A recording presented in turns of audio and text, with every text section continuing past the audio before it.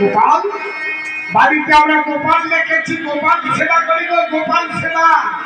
যে গোপাল খায় না তাকে আমরা বলি আরেক দুটো খাও, খাও না গোপাল।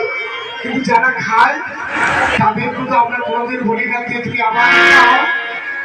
বাবা মা যদি বলে বাবা রে আমার খিদা লেগেছে, আমায় তুমি খেতে দে না, খাবো তো, খা খা করছে, খালি খাই খাই করছে।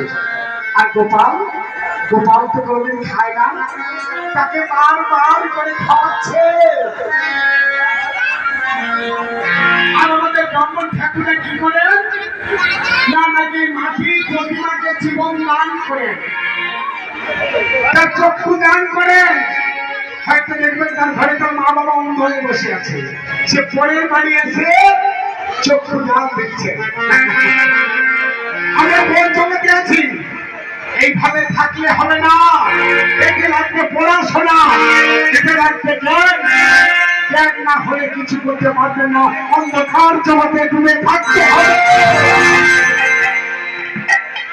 তাই হীরা চন্ডাল কি বললেন, মেয়ের নাম তো রাখতে হবে।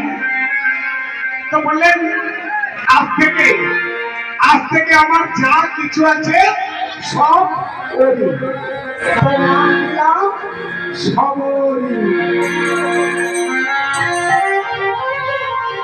কত সুন্দর নাম।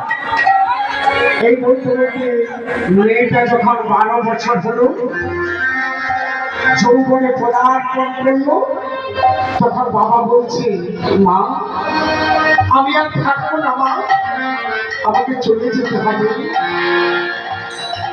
চলে যাবে বাবা, আমাকে একা ফেলে এই মাতঙ্গমণি আশ্রমের পাশে কর্মকুটি একা ফেলে চলে যাবে?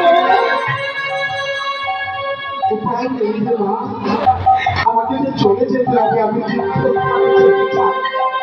আমার মনোবাঞ্ছা পূর্ণ করতে দে না রে বাবা, তোর মা চলে গেছে, আমিও যাবো।